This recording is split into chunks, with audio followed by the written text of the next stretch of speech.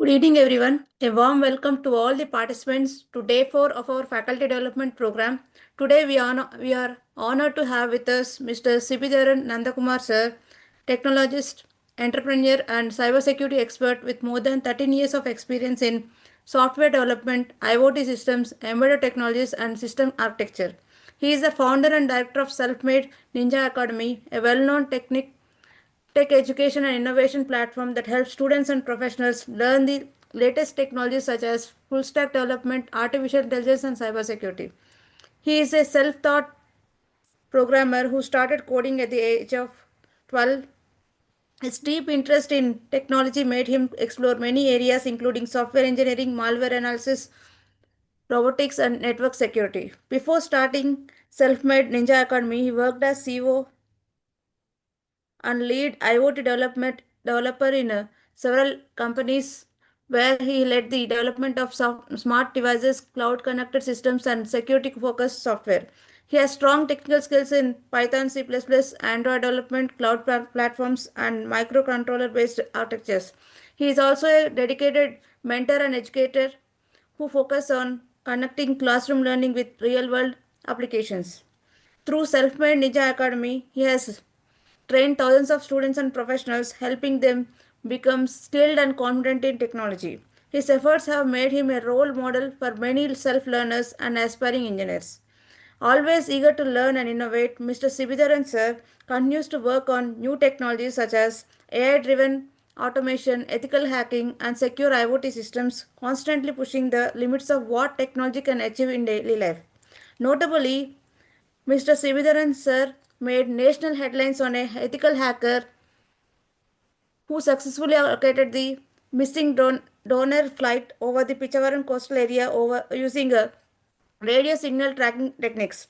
His remarkable contribution in assisting the authorities earned him 5 lakh honorarium from the government of Tamil Nadu in recognition of his exceptional skill and service.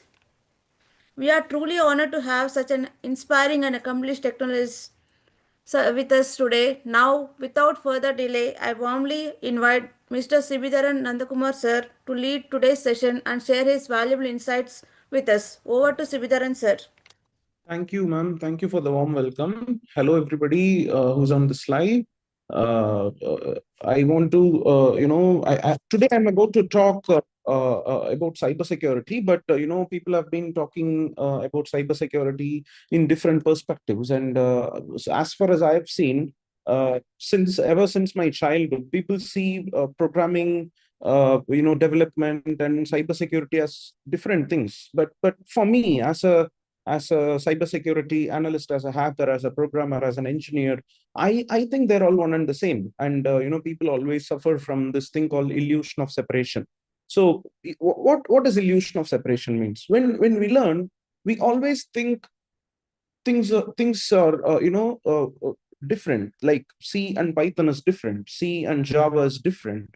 But if you take a deep look into it, that is one profound truth, that everything is one and the same, because you don't run C on a different processor and Python in a different processor and Java in a different processor. It's all, let's say you're on an x86 architecture. Everything is going to run on the same CPU, right? Whether you're adding two numbers with Python or you're adding two numbers with C, the results is going to be the same. It doesn't change, right? Because of the processor. The processor is the underlying system that actually, that is everything, right? So when we teach programming to students, when we teach programming to young learners, sometimes I've seen this in a lot of places. Sometimes people deliver to uh, sometimes people fail to deliver the real value behind what the programming is, what is the capability, and what somebody can do with it. And I've seen so many people who lost interest in programming. That is because they fail to see what amazing things it can do, and they fail to experience the all the amazing things the programming can do. So today I want to particularly take C programming, and I want to talk about cybersecurity and what people can learn about cybersecurity with the help of C programming, and how how every one of us knows C programming. somehow, because we all learn it as the first programming language, but we never fail to realize how C programming is the mother of all programming languages. How learning C programming can make somebody an effective hacker. How learning C programming can make somebody an amazing engineer. So these are all things that it is not. It's not just about you learning C programming and doing some work. It's not just about that. Learning C programming is all about understanding how the underlying operating system works. So sometimes, not I mean, as I've said, I've seen a lot of people who teach programming as a programming language only. I've never seen people associate a programming language with the operating system and teach what a programming language can do to an operating system, and how it can access all the powerful tools and technologies inside the operating system, and how it can orchestrate things beautifully all the time. Whoever I've seen, any courses, any institution, they all stop at the surface level of what C can do, like printing some things, reading some inputs, doing some loops, writing some functions, probably some structures, unions, and all, and that's all. People stop at that place. Sorry, I'm in a meeting. So people stop at that place. So you know what you have to do, we need to take it a little further, and this little further will show people what they can really do with C programming. And it is not just yet another C programming, yet another programming language that they can avoid and study Python instead. It's not true. And today I've seen so many people who celebrate Python and not C, just because they feel Python is easy. So there is nothing called easy or hard here. It's about whether you understand the underlying concepts or not.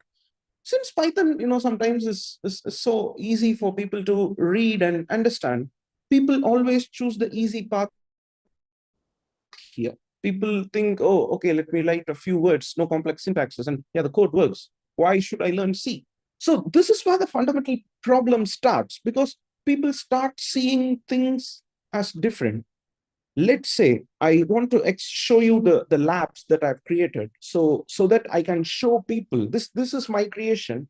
I've created this so that I can show thousands of people that whatever technologies that they think are different or not different, they are basically one and the same.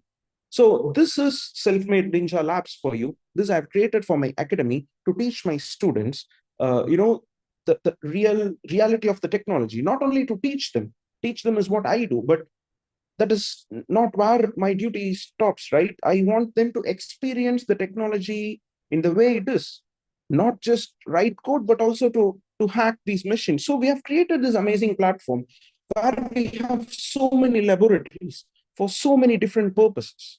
So these technologies all work together. These are all like the computer labs in your college, but people walk into the labs and turn on the machine, work for a couple hours, and then they switch off the machine and go back to their home. But it's not that. This labs, they can access from anywhere. It has so many technologies. I want to show, these are machine labs. Machine labs are like machine that where they can go write code, run AI. They want to write bootloaders. They want to run an operating system in life. They want to run or develop real-time operating systems. They can. We have Zephyr. You want to run vector data stores, you can. We have Quadrant. They can develop Java. You have MySQL. You have Buildroot. Do you want to develop custom Linux bootloaders? You have Buildroot. You want to custom Linux? You have Buildroot. We have so many things. We have then GCC3 exploit lab. This is specifically made so that people can learn to hack C programming and things. So why do I create these labs? So that people can experience. And I want to show you this. We have also created challenge labs. So today, cybersecurity is so advanced. It is not easy for anybody to match your syllabus, and it is not easy for anybody to create a syllabus for cybersecurity, because if you create a syllabus for cybersecurity, tomorrow it will get outdated, because new softwares will get hacked, new vulnerabilities will come, new exploits will come, new malwares will come, and things will get outdated. So labs is created in such a way that however uh, time changes, these softwares that are insecure, these softwares that are made insecure, we take them, we containerize them, we make a game out of them. Yeah, we make a game out of them, and then we let the students play the game and experience how cybersecurity works in the real world. And then we track the students with their experience points. You can see that this is the score of a student with which we can track what they are doing, and then we have leaderboards. Yeah, so we made learning completely gamified.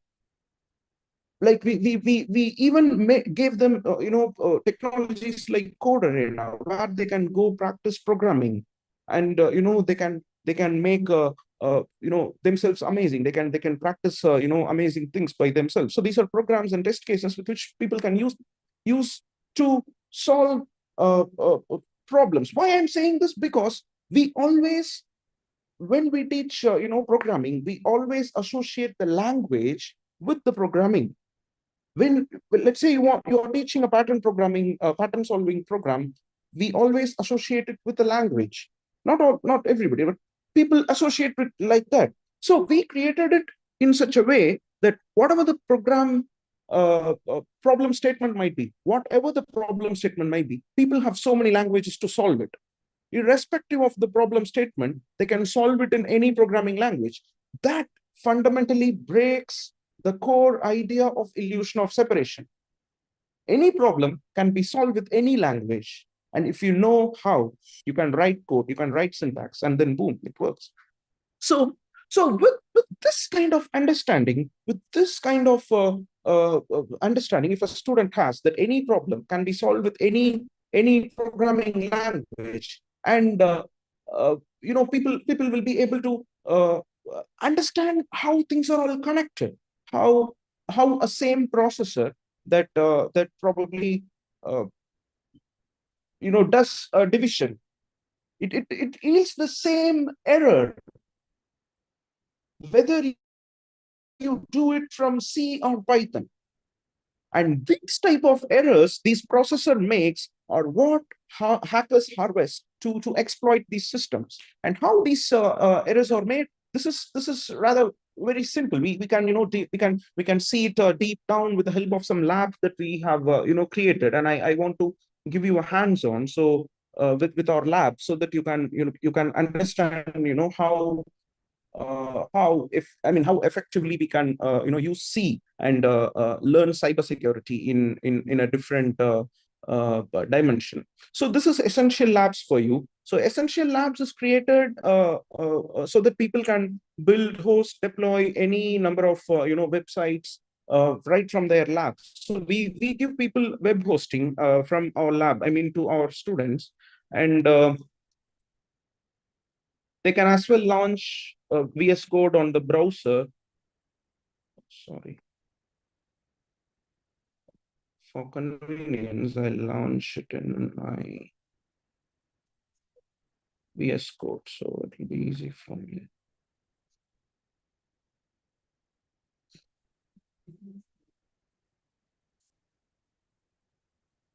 Mhm.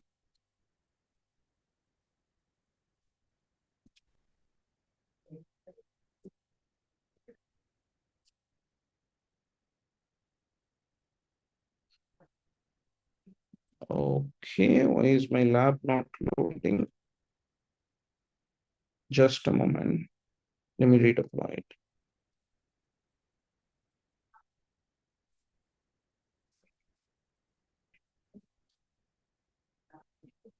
Oh, maybe because of my Wi-Fi here. Just So I'm going to, show you some challenges that we have created, and I'm going to, solve those challenges and show how people can really use yes, how people can really use programming to understand what happens, in the system, what happens in the underlying system.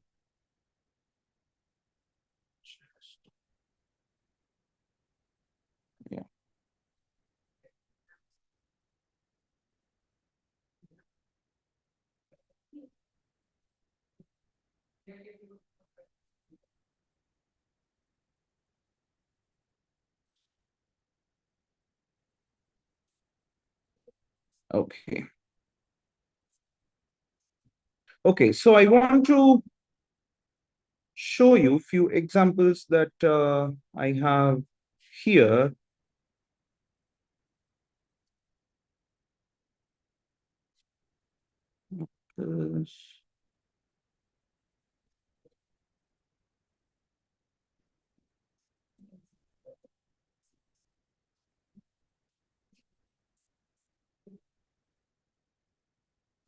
Okay, okay. So let's start. Okay, have everything here.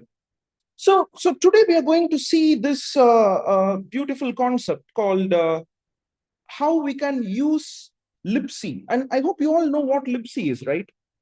I hope you all know what libc is. Libc is basically the standard C library. So libc is how C programming basically works. Libc is how the standards of the C has been established. So if you look at libc is the minute veil between how your program interacts with the kernel.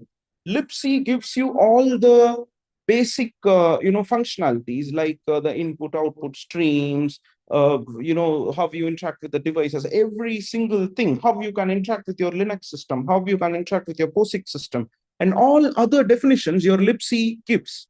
And do you know that the program always invokes libc when you start when you let's say run a C program. Let me have a hello world example here and I'll show you.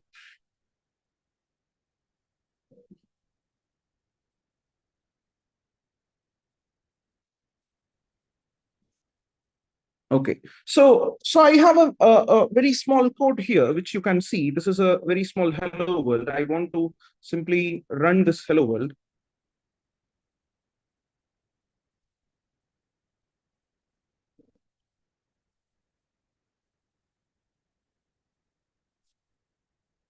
Okay, so right now this is printing something, but do you know how we touch the veil? Let me explain. There is this tool called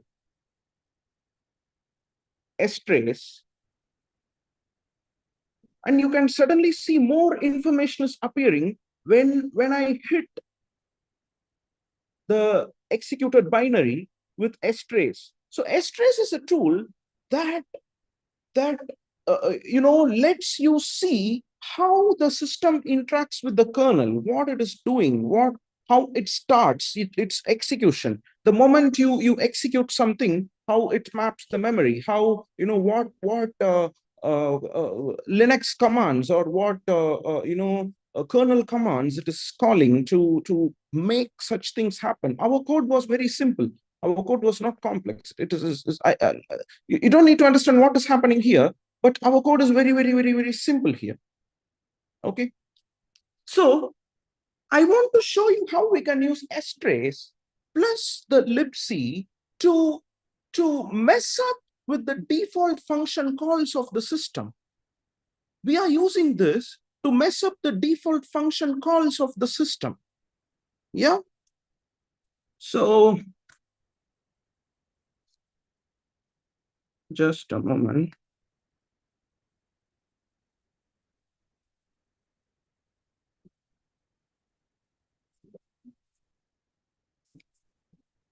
Okay. So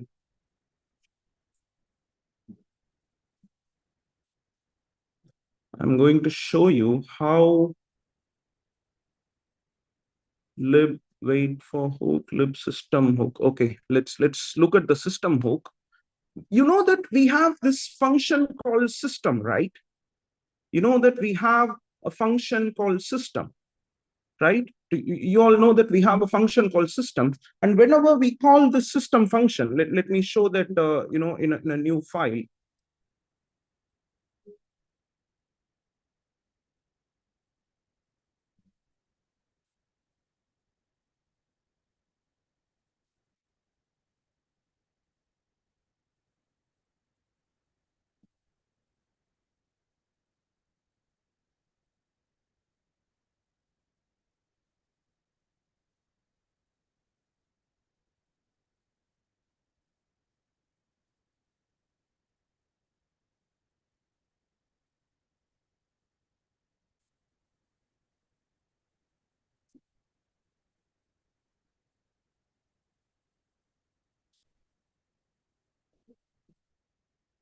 Uh,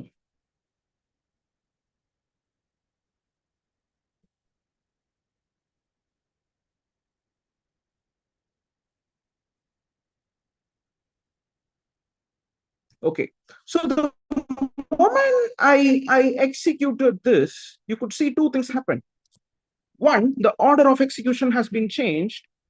The system got executed, and then the prints buffer came next to it. The system command got executed, the prints buffer came next to it. But the system, it lets me call the Linux shell. Yeah, it lets me call the Linux shell, and it is able to execute a command that I've given, and it probably printed some of the delicate information from my computer.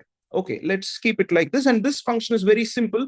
The system call directly calls the computer's system. So let me again trace,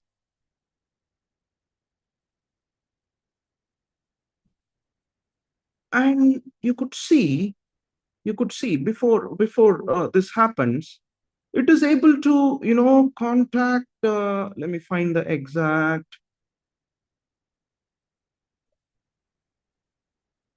Yeah, you could see this fork. So it is basically creating a new process. Yeah, it is making a new process, and then it is executing the process, and then it is getting the output from the process, and finally it is uh, printing these sensitive information from my computer. But using system command is very bad. But do you know how people can even hijack the basic commands like system or printf? Even people can hijack the basic functions like printf, and hackers can do whatever they want. We have seen people who do session hijacking. We have seen people who do who take over computers, who take over internet sessions, SSL sessions, so many other things. But have you ever seen people who take over functions? Simply you write a program, you intend that program to work that way because you call the correct functions. Yes, but then there are ways with which you can tweak, or you can make a evil libc. And I want to show you this. So what I'm doing is here I have a hooked system call. In this in this I've created a function called system. Okay, I've created a function called system, and then I'm going to make it as a shared library. Okay, and then I'm going to make it as a shared library. Yeah, and then if I if I execute that system, if I execute that program, you will see that instead of the actual system that we have created, instead of the actual function, yeah, it will instead call my system. And I have some type of calls that will work like a middleman. So whatever function calls that a user makes, it will come through me. So it will come to my library, and then I will have a decision whether I want to tamper with the call, whether I want to let it go, I want to log, I want to modify the command. I can do whatever I want. Just imagine, what if a single hacker takes control of the system command, and all the commands that you're sending to your computer system may be hijacked by that person. Yeah. So to take a look at how this works, we have two functions here. One is hooked system, and then is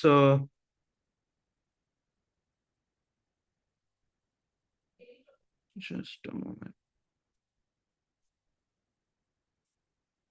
Hooked system and lib system.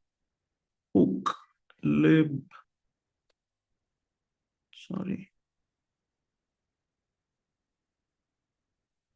Oh, libsystem hook, I've already compiled it. Yeah, okay. This is the compiling command. Okay, but no issues. So this command, gcc shared, what it is creating is, it is creating a shared library.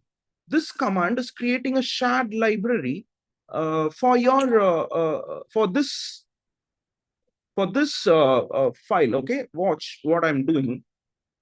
let me create a shared library that will create a, libsystem hook. I already have the file, but still I want to show you how that works.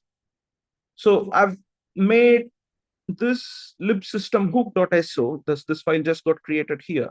What I can do is I can do ld preload. So LD, you know what LD does, right? It is a linker command. It is a linker directive that tells the system to make a custom link before you execute whatever you want. So right now I want to load uh, sorry, where is this hook lib? Okay, and then let's run the a dot.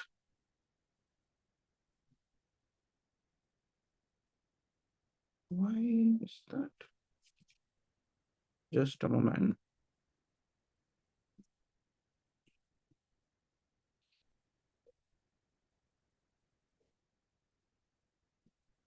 Oh, I gave the wrong path. Yeah, look here. Look here, the hello, and then the custom system call. It is not supposed to be printed by this hook system call. I mean, sorry, system demo of ours, right? Yes. If you take a look at this, and you take a look at this, yeah, this is my hook system call. If you set, if a hacker, if he takes control of your system and if he sets this in your computer's binary, if he, I mean, if in your computer's environment variable, if he's able to locate, I mean, put a fake system hook, and if this particular command, if it becomes a part of your system's environment variable, yeah, this is an environment variable, right? If this becomes a part of your environment variable, then that's all. Your system is hacked. They can take over any function of any function, any system function call. A hacker will be able to take control. So imagine what a hacker will be able to do if he's able to make such custom things like this. So this is my program, right? I'm not changing anything. I want to show you how this thing will affect if I manage to keep it in my environment variables. Okay, so let's see. Let me change a different command. Let's say you name. Okay, for example, I'm trying to uh, print something. Let's say ls my home folder.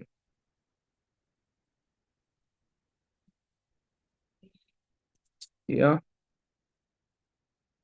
Okay. Watch.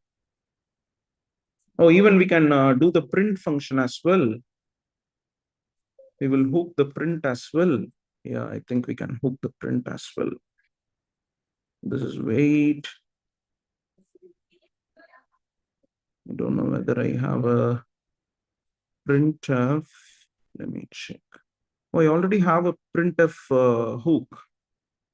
I don't know whether I have the code, but we can simply call it.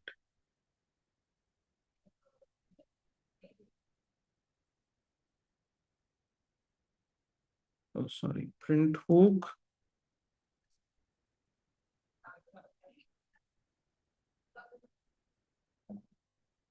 Lib override printf. Yeah, see, the moment I added my lib override printf, it is overriding the printf. It just left the system call. Okay, so the code for that is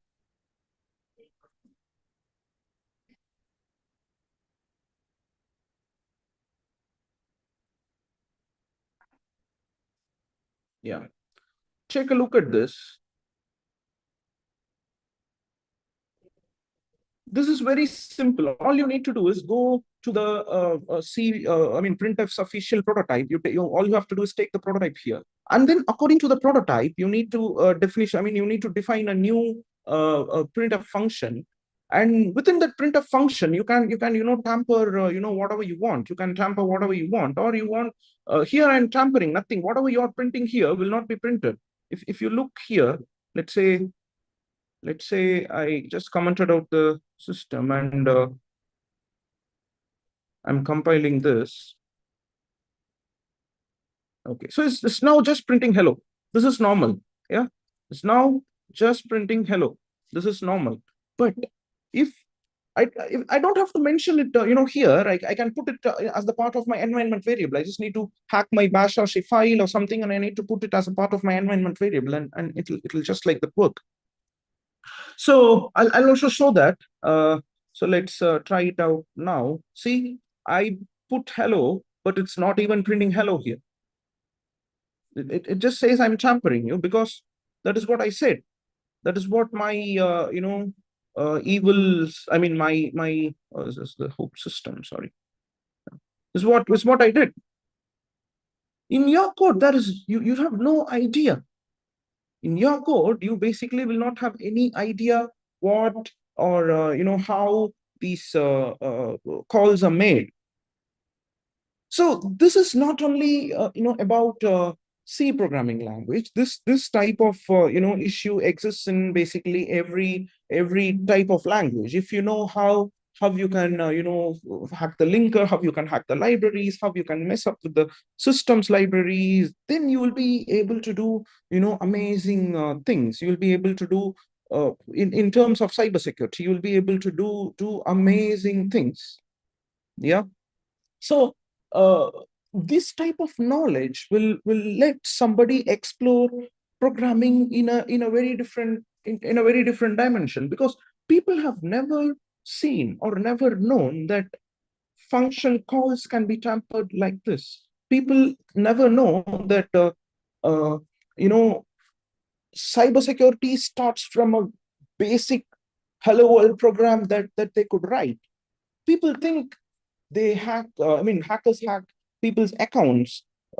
Whenever it comes to hacking, there is this misconception that people always go try to get somebody's account password. People think hacking somebody's social media account is called hacking.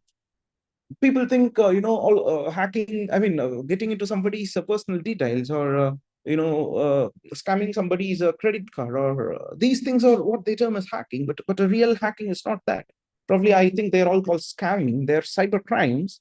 But real cybersecurity is not for the petty cyber crimes these cyber criminals does. The real cybersecurity starts when you get your hands dirty.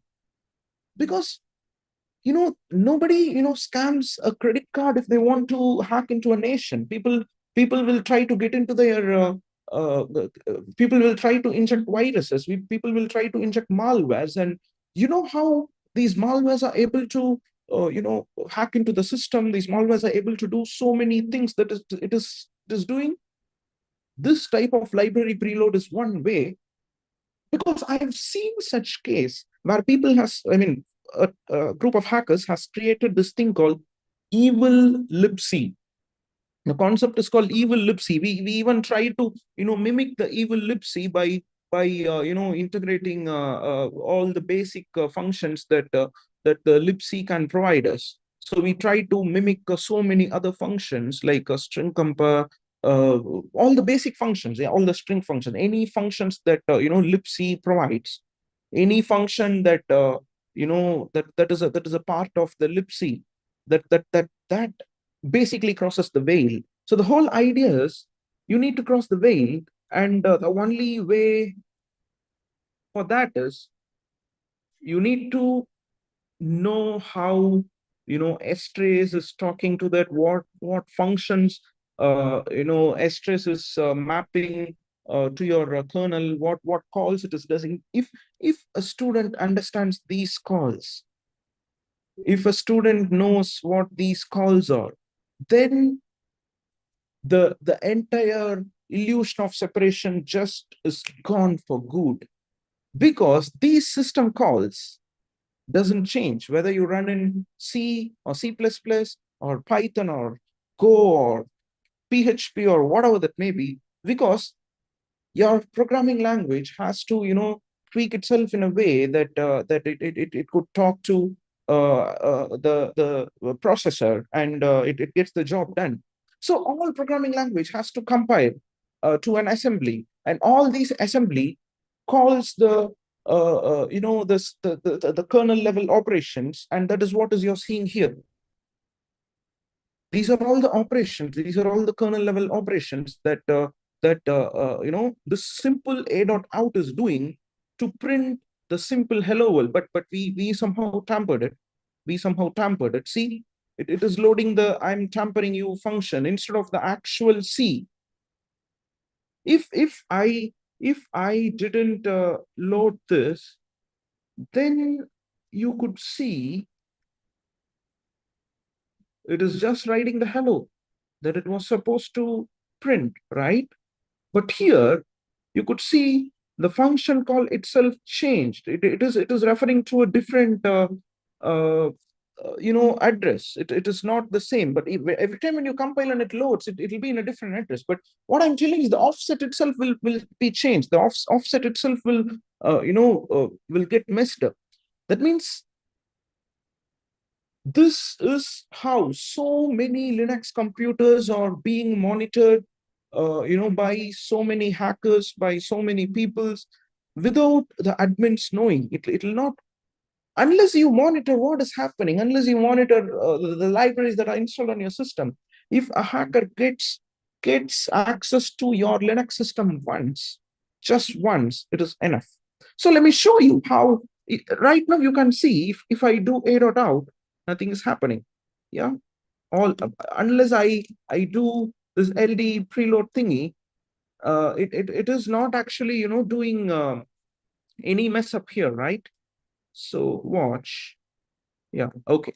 So what I can do is, if I can make a library. This is just one function that we have here, but imagine I make a library of all the basic C functions that exist in libc, and then we make a evil libc, and we put somewhere like this. So I hope you all know that bash rc is the place. uh, you have just a moment.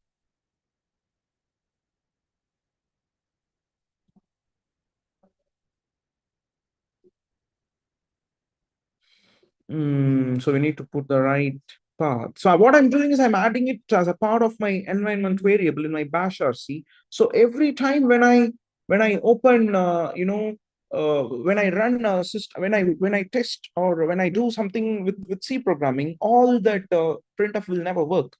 So I'm going to see how hackers will inject this thing into your computer, in case if they get access once, just once, and then depending on the library that they have wrote, they will be able to do anything. They can bypass. They can pipe the messages to some other system. They can. You just imagine, no, what bad somebody could do if they can mess up with the primary system calls like this. So let's go back here, exploitation, and let me put the right function. So right now we are doing only the printf. So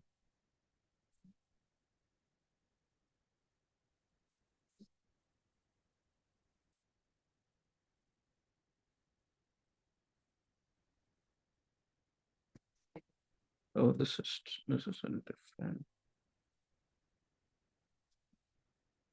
What was the file name? Lib override printf. Okay.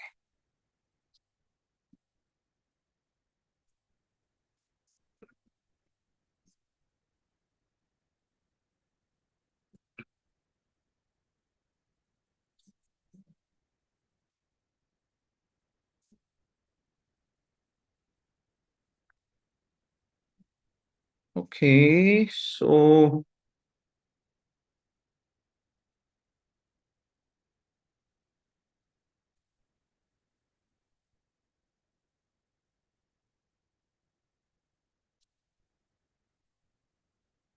Now see, I'm not doing anything.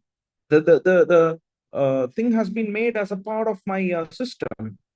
So if I write any simple code, whatever that may be, if I write any simple code, new text file, new text file.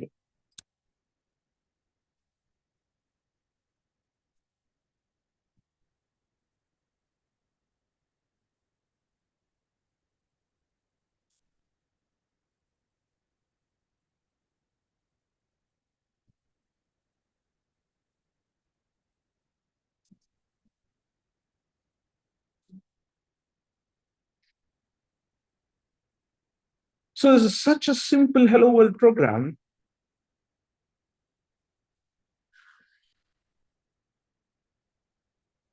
So it won't work. You see what is happening here.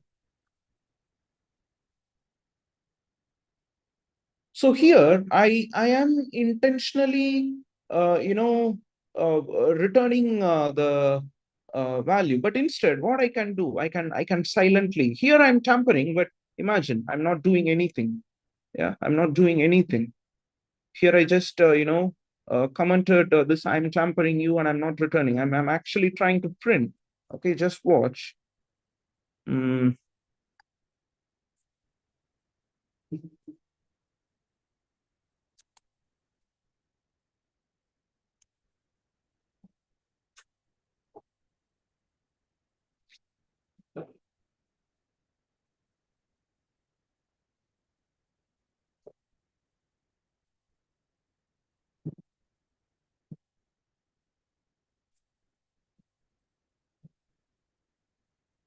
okay, so I've overridden my printf. Okay, now watch. We're not doing anything. We're not doing anything yet. We're not doing anything yet. But it's now printing. No problem. Nobody will know. Nobody will even know that my function here is actually reading this hello world. Nobody will know. Yeah, if I give the system and ask somebody to do things, I will simply can log every simple printf call that the user does.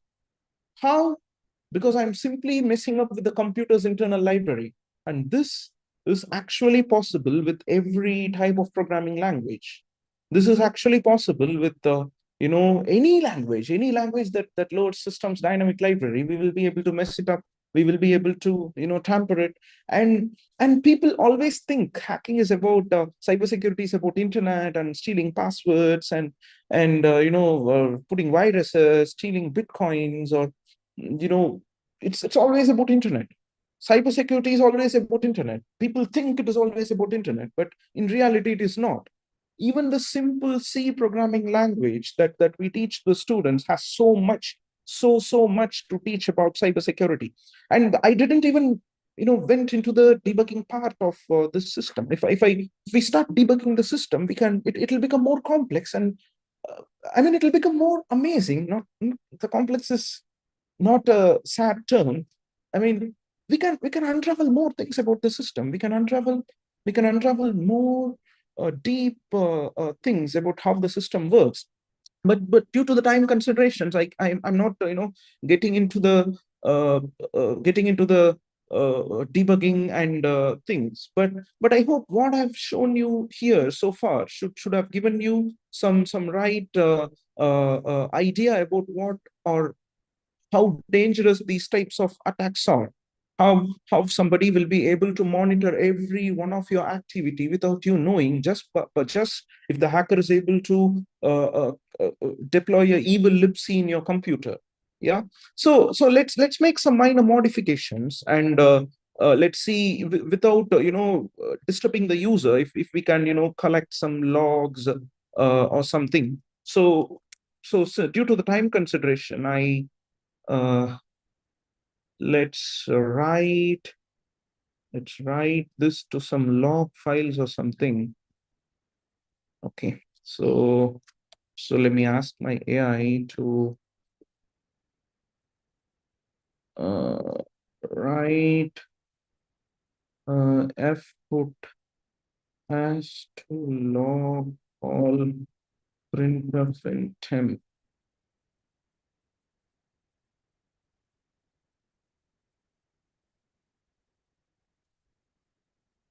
Okay, this should be able to do that, but due to the time considerations, I'm not doing it myself. But I'm not sure if my AI works as well. If it doesn't, no problem.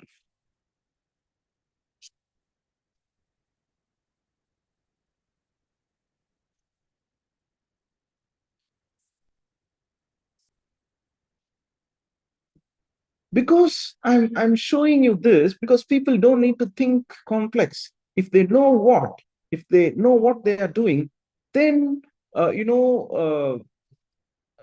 AI will be able to give them all that they want.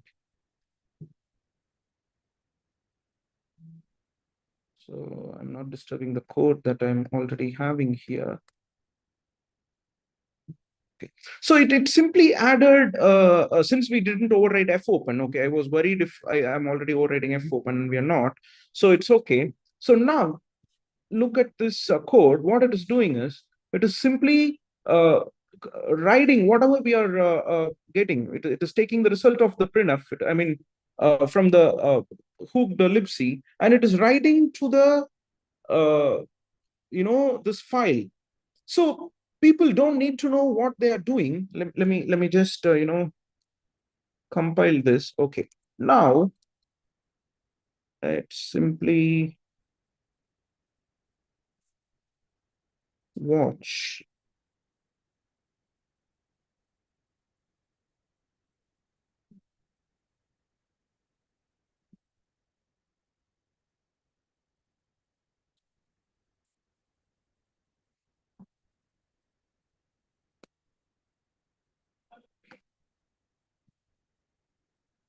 Hmm, did it write it?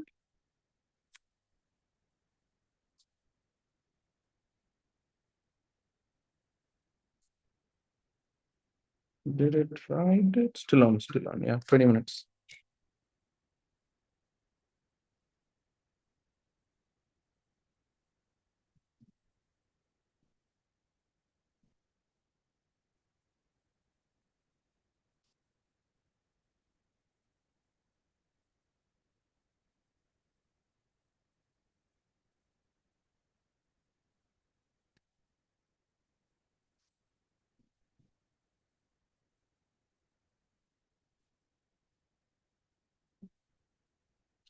Hmm,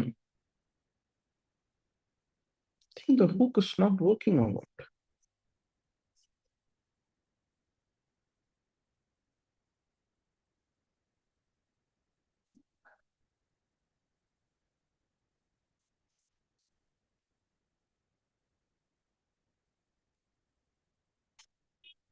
Okay, I'm not entertaining the AI code. I don't want to debug that.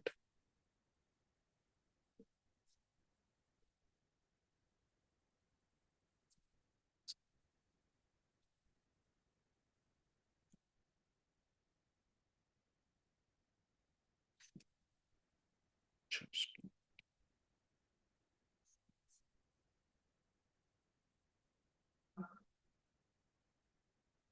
oh, it is messing it up. Okay. I understand the issue.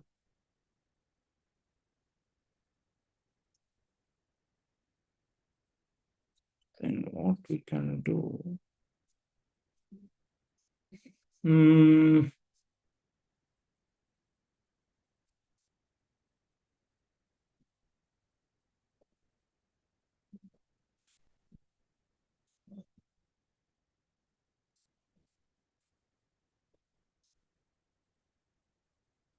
Oh,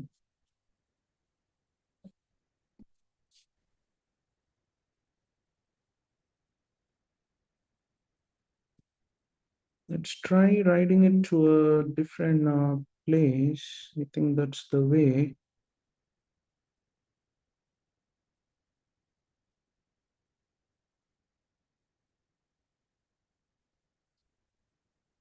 Now temp. I think temp is making the issue. Temp maybe because it do not have access to the temp folder. Uh,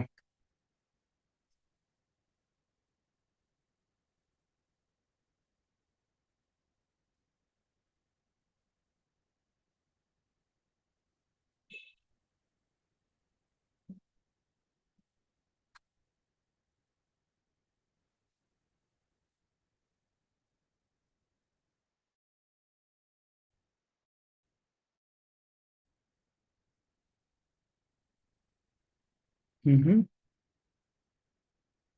Oh, he's using VF that may be causing the error.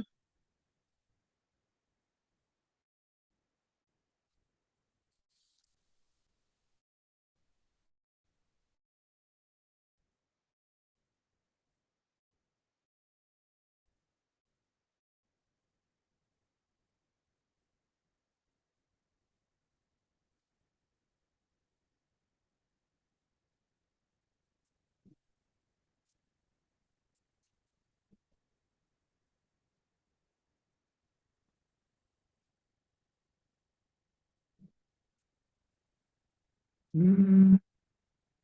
Oh, it's moving it like this. That's why it's not working. Okay, okay, okay, okay. It needs to do both.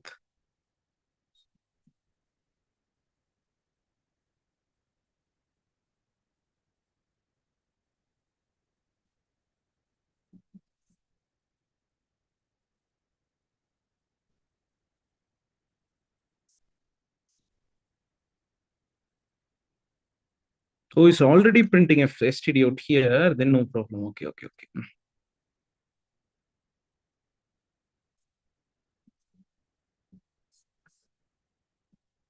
Oh, sorry.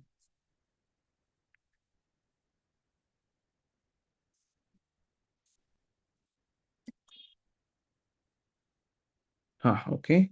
Done. And yeah, it's writing here, but we should have a file called, don't know, because of some permission error, it's not.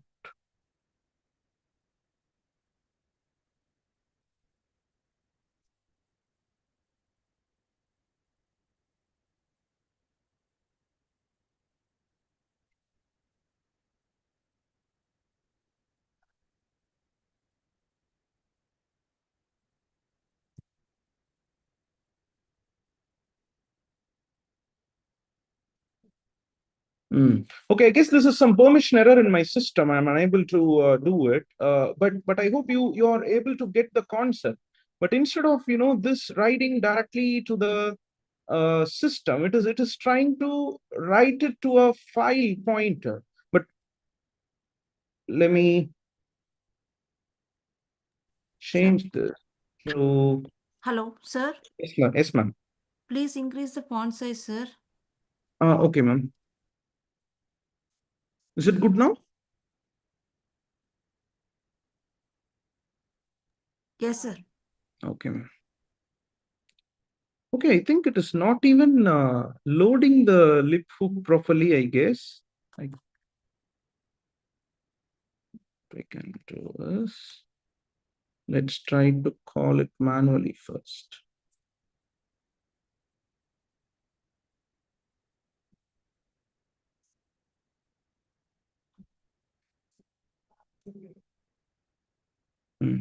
Okay, let's remove this.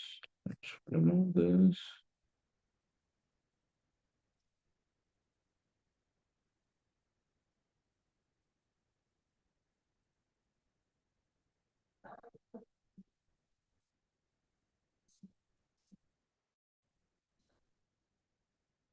Okay, now we got it. So, so what I did is I just cleaned up a few bits and pieces. It was unable to print the file, I mean, create the file on its own. So I just helped it to the file. So, so you just watch what is happening here.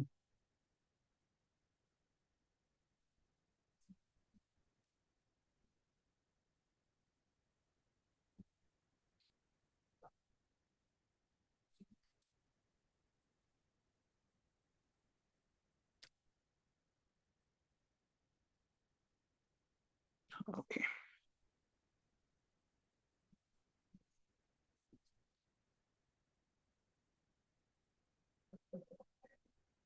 So every time when somebody does something, every time when somebody prints something, whatever that may be, yeah, you watch this. This is the log. So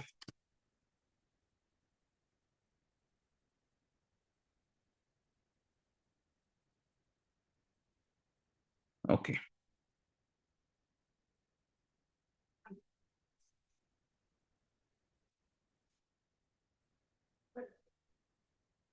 is it not?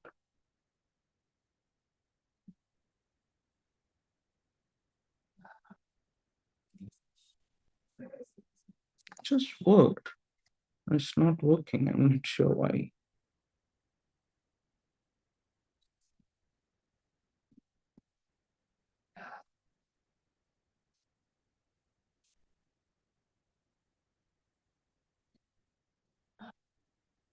One, two, only have three hello worlds. Probably after I messed it up, it's not working. But I hope you got the idea, right? You got the idea of how people will be able to track, your whatever you're working, whatever you're doing, how they'll be able to, mess up, with your work, how they'll be able to mess up with, any function call, any system call, and this is one of the things that got me excited into the world of C. This got me excited into learning. Oh, if somebody can be able to do this much of tampering with the libc itself, then imagine what somebody can be able to do with the system calls, the kernel function calls, and so many other things. So we when we teach programming to students, we our duty is not only to stop in the place where we see where we teach them this hello world. We sometimes stop here at only the programming side of things, but not how these programming languages can be used dangerously, to cause such damages. If people has this knowledge from the beginning, if people has this idea from the beginning of them learning programming languages, and probably I think it'll make the systems more exciting. It'll make the technology more exciting for the student to go learn, and experiment things by itself, because these are the type of things that let me experience and explore the software technologies and programming and other things on my own. These are the only things that kept me excited. It kept me awake all night, because I wanted to mess with every type of system, because I just got to know how. And then that kept me awake for so many nights, and those nights have taught me so many things that no books, no teachers, no professors, no internet, no YouTube videos, no tutorial has ever taught me. So this is it. People needs to get their hands dirty. People needs to just not doing homeworks. We may need to tell people to hack your homeworks. You have a homework, you try to hack what mess up you can do with the homework. So what I'm telling is, our duties as professors, as lecturers, as teachers cannot only stop at teaching the technologies to the students, but it should also take a mile ahead, and we should show them how these technologies can be abused, how these technologies can be used, how these technologies can be made into evil or made into a good purpose, because technology is a double-edged sword. We always we teach technologies like a subject, but it is a sword. And how I see this is a warfare. How I see this is a warfare. This is how Pakistan is crossing their limits, is how they are defacing the websites, is how India is attacking the other terror outposts, how they are hacking drones, how they are able to do so many things, how US was able to hack into the Iran's nuclear program, and crashed it with the Stuxnet, such a big program. How they were able to do that? It's all because of excited people who loves technology, people who sees technology not only as work, not only as job, but these kind of people sees technology for what it is. These type of people see technology for what it can do, the real potential. It is actually uh, it is actually dangerous if it is used dangerous. It'll give life if we use it to provide life. So it is completely upon the engineer's hand, how an engineer takes his direction, whether the engineer wants to be evil or the engineer wants to do good. It all depends on how he knows to wield the sword that's called technology. If they only, if you only teach them to cut the fruits with those swords, then they will not become warriors. They will simply become some software engineers who do not know what is happening beyond this printf. My take is everybody who learns programming should know how the system works, because what I taught you is not some advanced hacking trick. This is how the system works. I just put a linker in a proper place and my system got messed up. How? Because that is how the system works. Yeah. So if people understand how the underlying system works, then they can hack anything. As simple as that. If they can hack the underlying system, if they understand the underlying system, how the underlying system works, then hacking is a play. It is not something complex. Only thing that people need to know is how system works and how I can take advantage of how system works to do what I want. Because all I did here is I took advantage of the system.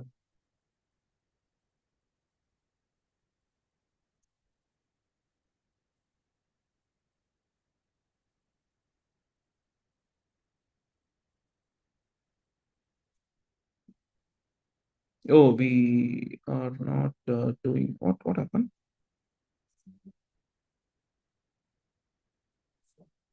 Are we not in the right place or what?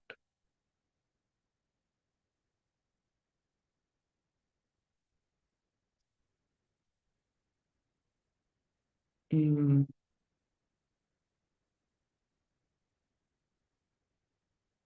okay. So I want to show one final uh, code. Oh, I don't know whether I have the source code. Just give me a moment. If I have the source code, I'll be able to explain.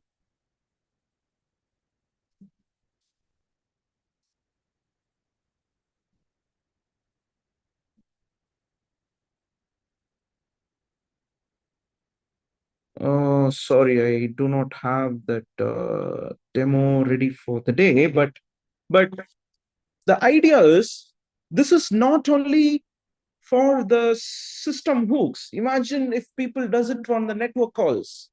Imagine if people are able to do it on the socket calls. You're opening a socket. Imagine people takes over your socket. What will happen? That is so dangerous. So I had an example that messes up with people's sockets, but because of the time and other considerations, let's stop here. And I hope this session has given you some good understanding of what uh, programming languages are, and how some hidden system details that we just left out, that they're just part of the system. They're not completely new, just part of the system. They're just part of how the Linux system works. And just because I know I can abuse this particular flag in the Linux so that I can inject my libraries into your system and make it work, then yeah, that is called hacking, because people abuse the system for what it is and for what it is not. And then they make the system work for them. So that is what we did here. We made the system work for us instead of for the programmer. We made the system work for us, the hacker. We tampered it, we did all the things, and now imagine if I install it in somebody's server, and then I'll be able to see basically everything that guy is doing in the server. So that's all for the day, and I hope this session was enlightening for you guys. And so if you have any doubts, you can ask, or I'm good.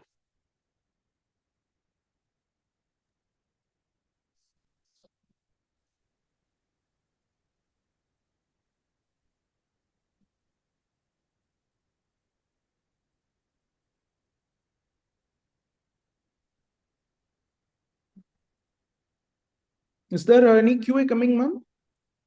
Or we are done? So completed, sir. Okay, ma'am. Okay, ma'am. Thank you then. Thank you so much, sir, for your valuable session. We sincerely appreciate the time and effort you have taken to deliver such a detailed and engaging talk.